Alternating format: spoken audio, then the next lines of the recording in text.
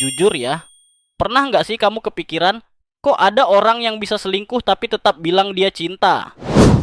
Kalau kamu pernah ada di posisi diselingkuhi, aku ngerti ini nggak gampang. Rasanya campur aduk, sakit, bingung, marah, dan ujung-ujungnya kamu malah nyalahin diri sendiri. Dan sebelum kita lanjut lebih jauh, aku mau bilang satu hal dulu. Perasaan kamu valid, kamu nggak lebay, kamu nggak berlebihan, kamu lagi kewalahan secara emosional. Kita pelan-pelan aja ya, nggak usah maksa kuat. Hari ini aku mau ngobrol soal satu hal yang sering disalahpahami. Perselingkuhan, bukan buat ngelukain lagi, bukan buat menghakimi, tapi supaya kamu berhenti nyakitin diri sendiri dengan pikiran yang salah arah. Karena jujur ya, selingkuh itu jarang banget soal kamu kurang. Poin satu, rendahnya nilai diri sebagai akar perselingkuhan. Aku tahu saat diselingkuhi, pikiran kamu pasti kemana-mana. Kurang apa aku? Apa aku nggak cukup menarik? Apa aku gagal jadi pasangan? Dan di sini aku perlu tegas tapi tetap sayang. Udah cukup kamu nyalahin diri sendiri. Karena dalam banyak kasus, perselingkuhan bukan muncul karena pasangan yang kurang, tapi karena pelakunya punya nilai diri yang rapuh. Orang yang selingkuh biasanya haus validasi. Dia butuh terus-terusan merasa diinginkan, dipuji, diperhatikan. Bukan karena pasangannya jahat, tapi karena dia sendiri nggak pernah benar-benar merasa utuh. Makanya perhatian baru terasa candu, chat baru bikin deg-degan, pujian kecil terasa kayak oksigen. Dan ini bukan cinta, ini pelarian dari kekosongan batin. Orang dengan harga diri sehat nggak butuh dua sumber validasi. Dia nggak tergoda cuman karena ada peluang. Jadi kalau kamu diselingkuhi, itu bukan karena kamu nggak cukup baik, tapi karena dia nggak cukup kuat mengelola dirinya sendiri. Poin 2, lemahnya kendali diri, bukan hilangnya cinta. Sering orang bilang aku khilaf, aku kebawa suasana, aku nggak bermaksud nyakitin.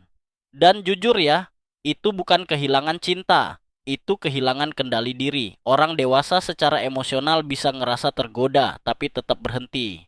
Bisa ngerasa bosan, tapi tetap jujur. Bisa ngerasa kosong, tapi tetap bertanggung jawab. Pelaku selingkuh gagal di titik ini. Dia tahu itu salah, tapi tetap jalan. Dan setelah semuanya terbongkar, baru muncul penyesalan. Kenapa? Karena euforianya sudah habis dan realitas mulai nyerang. Ini penting buat kamu dengar. Orang yang selingkuh bukan orang bebas. Dia justru budak dari impulsnya sendiri. Dan kamu nggak pernah bertugas jadi penenang buat seseorang yang bahkan nggak bisa mengendalikan dirinya. Poin 3, ilusi cinta saat nafsu nyamar jadi kasih.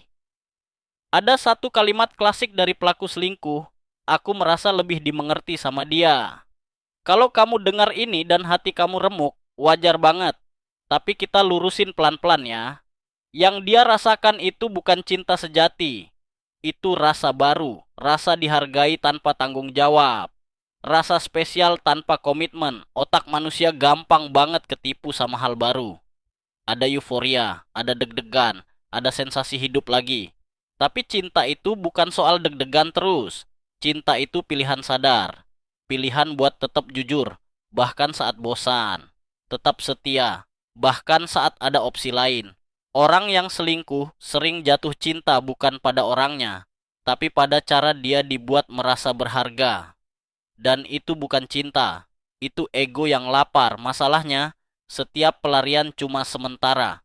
Begitu efeknya habis, yang tersisa cuma rasa bersalah dan kehampaan yang lebih dalam. Poin 4, dampak psikologis. Luka yang nggak kelihatan.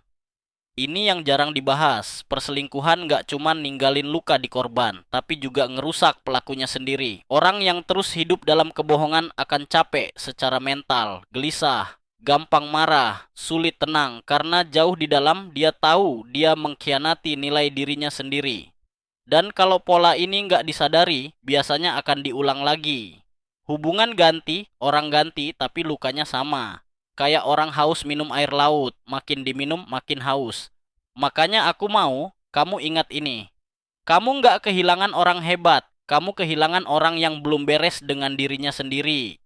Kalau kamu sekarang lagi hancur karena diselingkuhi, aku mau bilang ini dengan lembut tapi jelas.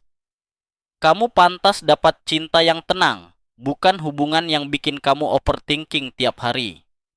Kamu pantas dihargai, bukan dibandingkan. Kamu pantas dipilih, bukan dijadikan opsi.